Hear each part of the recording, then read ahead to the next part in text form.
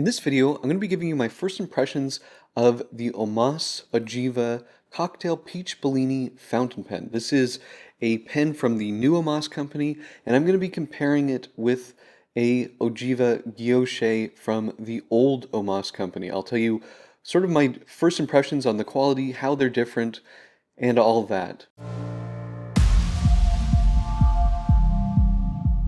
Blake here with Blake's Broadcast. On this channel, I review fountain pens, paper, and ink, and as always, I put links in the show notes in the description below.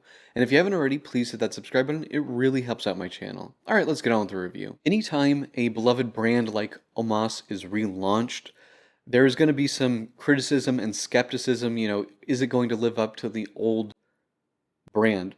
And I think for OMAS, the two big things are it has to be a beautiful pen and it has to write really well. I would say the old OMAS pens from like the 80s to, 2017 or whenever they went out of business, they weren't always the most reliable. They weren't always problem-free. I do think they were manufactured in a costly way, and you could appreciate that when you handled the pens, but they weren't rock solid in the way that like an Aurora Optima or a Montblanc 146 or a Pelikan M800 was rock solid. There were problems. This was my first ever OMAS pen, which I got new in the early 2000s. Trim ring on the section corroded almost immediately. The nib had really bad baby's bottom. It went back to OMAS, which at the time was owned by LVMH. 6 months in Italy, came back, they didn't fix anything. So I just went to a Nibmeister. Since then, the trim has started to pit. The piston mechanisms on these old pens were really not smooth. So these old pens weren't perfect. So I think the test for the new ones is, does it write well? Is it made well enough? And is it beautiful? I think that's what we need to be asking for, not is it the best pen ever made. It has been asserted that these pens use parts from Asia and then they're just assembled in Italy. I have no idea if that's true. I would love to see OMAS do like a tour of their factory or the factory that they're using. That would be amazing. I don't know if we're going to get that. These pens aren't made in Bologna anymore. They are made in Italy. I'm guessing Naples, but I don't know. Now, one of the things that I saw asserted as a reason to believe that these are Chinese pens is the Asvine tool. These little forks here do fit into the piston mechanism in the back of the pen. I don't know if that means anything. The truth of the matter is this tool will disassemble some of the later LVMH OMAS pens, the ones that tend to have like metal sections. This pen can do that with these little wrench parts here. So does that mean it's Chinese? I don't know. And if it is made in China, parts of the pen are made in China, I don't really care that much as long as the pen is good. Like a Swiss-made watch, I think it's something like, to be qualified as Swiss-made, like 50% of the components have to be made in Switzerland or assembled in Switzerland. The bar is super, super low for Swiss-made watches, or to be called Swiss-made. So, does it matter? I don't know. I'm going to go through what I like about this pen and what I don't like about it. There are a lot of things here that are wrong with this pen, but there were a lot of things wrong with this one. So, let's get into it. Today I want to talk about my first ever OMAS pen from the brand new OMAS company and how it compares to pens from the original OMAS company. I've had quite a few of these over the years, so I think I can make some good first impressions with the new one versus the old pens. So there definitely are some differences. Let's talk about the differences. The first big difference here is going to be the piston filling mechanism. In the new ones, they use metal, where the old ones never used metal. So they were very, very lightweight, very comfortable pens. This, now you're adding some weight to the back. Now, I don't find it uncomfortable, but you notice that weight there. If you are somebody that likes Montblanc 149s like I do, the old 149s didn't have metal in the back, and those ones are preferable. And if you've used an Aurora Optima, you know how nice it is to not have metal in the filling system just because it creates a super lightweight, comfortable pen. Now, one of the other big differences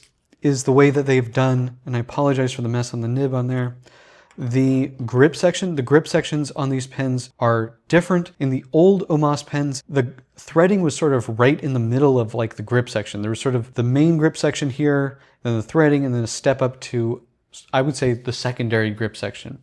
On the new ones, you just basically have a bigger grip section, then threading, and then a small step here. So which one do I prefer? Well, I prefer the old one, but not for the reason that you probably think. In theory, that this wider grip section should be better. There's more places to grip. I always grip these old ones down here, but you could in theory grip it up here, probably pretty comfortably. The reason that I don't like the new one is that the new one, because of where the threading is, does not post, which is a big bummer for me. The old one does post. It became quite long, but because there was no metal really in the back of the pen, and there's barely any metal other than the clip in the cap, these were very comfortable posted. The new one does not post, so that is unfortunate. The threading on the old OMAS pens was not necessarily amazing.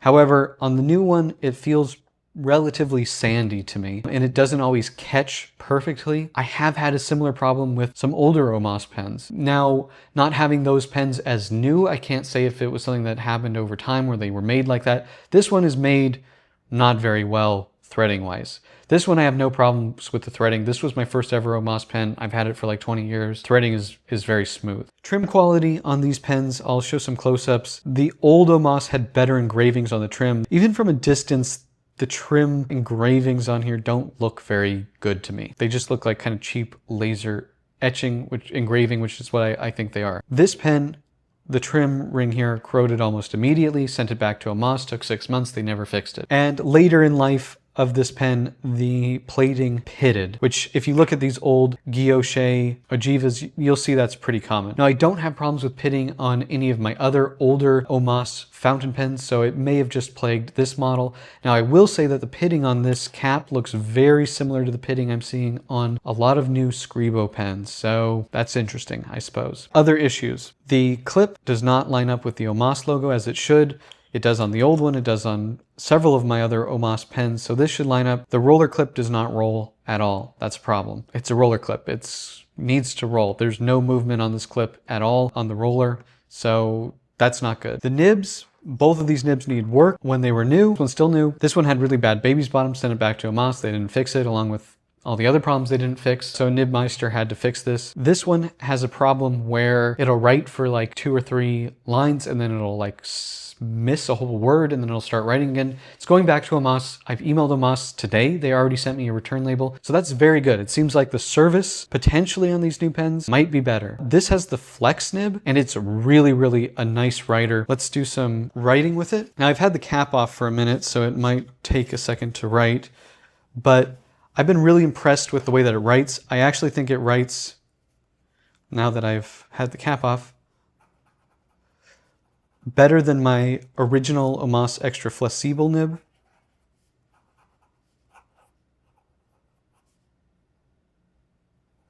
It's very nice, it's smooth, it's springy. I actually think it's better than the Extra Flexible nib I have on this Extra Lutions model. You can tell that the geometry of the tines is different. The shoulders are further down, so the tines are kind of more cut back. It writes really nicely, but it does need some work, so it's going back to OMAS. What do we think? Well, I think we have a really nice writing pen here. I like that the nibs are made in-house. The pens look pretty good. I'm curious to see how those Paragons look in person, but I'm not unhappy with this pen. I think I paid $400 for this. Pretty nice pen for an Italian, or at least assembled pen. The in-house flex nib, that's pretty impressive. So what's the conclusion? Well, I think the build quality in terms of the trim and the threading does seem to be lower. The nibs are excellent. This has a Bach nib, this has an in-house flex nib, and I think it's better than the Extra Flexible nib. That is fantastic. I think the pen does look good. I do wish the trim quality was better. I do wish it posted like the old OMAS pens posted. I would like to hear more from the company about how the pens are made. right now at the price point these are offered at, if this is, for an Italian-made pen with an in-house gold nib, I think it's a pretty good offering. I have 3 more pens from OMAS coming that I purchased these with my own money. I want to see how they are. We'll do more comparisons with some of my Paragon pens, and we'll just go from there. But my first impressions are not bad. I think these could be really nice pens, especially for the money. Do you guys have a new OMAS pen? If you do, I would really love to hear what you think about it. Thank you guys so much for watching, and until next time.